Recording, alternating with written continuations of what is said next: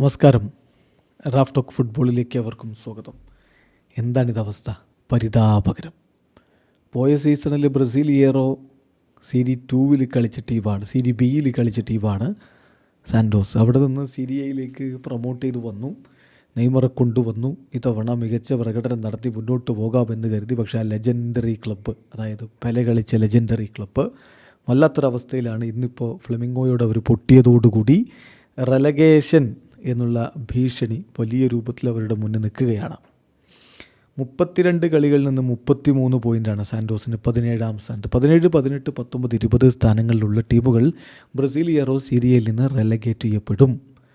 16ാമതുള്ള വിറ്റോറിയയ്ക്ക് 33 കളികളിൽ നിന്ന് 35 പോയിൻ്റാണുള്ളത്. അതായത് ഇനിയും മുന്നോട്ട് പോകാനുള്ള സാധ്യത സാൻഡോസിനുണ്ട്. പക്ഷേ ഇനിയുള്ള 6 കളികളിലും മിന്നും പ്രകടനം അവർക്ക് നടത്തിയേ പറ്റൂ.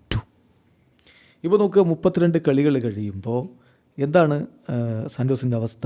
8 കളികളെയാകെ ജയിച്ചുള്ളൂ. നെയ്മർ ജൂനിയർ കളിക്കുന്ന ക്ലബ്ബാണ്. പലപ്പോഴും അദ്ദേഹം കളിക്കാതിരുന്ന ഘട്ടങ്ങളിലാണ് അവർക്ക് കൂടുതൽ പരിക്കേറ്റത്. നെയ്മർ ഉണ്ടാകുമ്പോൾ അത്ര വലിയ ഒരു പ്രശ്നങ്ങൾ ഇല്ല. പക്ഷേ ഇന്നത്തെ കളിയിൽ വലിയ ഇമ്പാക്റ്റ് അധികം ഉണ്ടാക്കിയിട്ടില്ല എന്നുള്ളത് ശരിയാണ്. 8 വിജയം, 9 സമനില, 15 തോൽവികൾ. ഇടയ്ക്ക് കോച്ചുമാരെ മാറ്റി കളിക്കേണ്ടിയും വന്നു.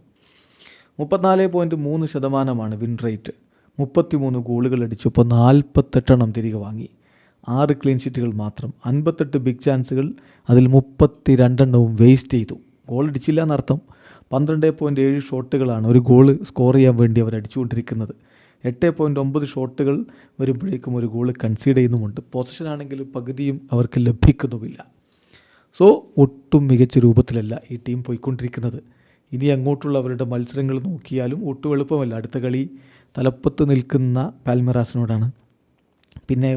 പിന്നെ മിറാസോളിനോടാണ്. ഈ മിറാസോളാണ് ഇന്ന് തലപ്പത്ത് നിൽക്കുന്ന പാൽമിറാസിനെ പൊട്ടിച്ചത്. പിന്നെ ഇൻ്റർനാസിയോണൽ, പിന്നെ സ്പോർട്ട്, യുവൻറ്റൂടെ, ക്രുസൈറോ എന്നീ ടീമുകളാണ് എതിരാളികളായിട്ട് വരുന്നത്. അതായത് വമ്പൻ ടീമുകൾക്കെതിരെ അതിനിടയിൽ കളി വരുന്നുണ്ട് എന്നർത്ഥം. ഇങ്ങനെ പോയാൽ എന്താ കുഴപ്പം? സാൻഡോസ് റെലഗേറ്റ് ചെയ്യപ്പെട്ടാൽ എന്താ പ്രശ്നം ചോദിക്കാൻ ആളുണ്ടാവും. പക്ഷേ നെയ്മർ ജൂനിയറുടെ ഭാവി അത് വല്ലാതെ ബാധിക്കും. ഒരു സെക്കൻഡ് ഡിവിഷൻ ലീഗിൽ കളിച്ചുകൊണ്ട് അദ്ദേഹം വേൾഡ് കപ്പിന് പോകുന്നത് ആരും പ്രതീക്ഷിക്കുന്നില്ല. അപ്പോൾ അദ്ദേഹം ക്ലബ്ബ് വിടേണ്ടി വരും.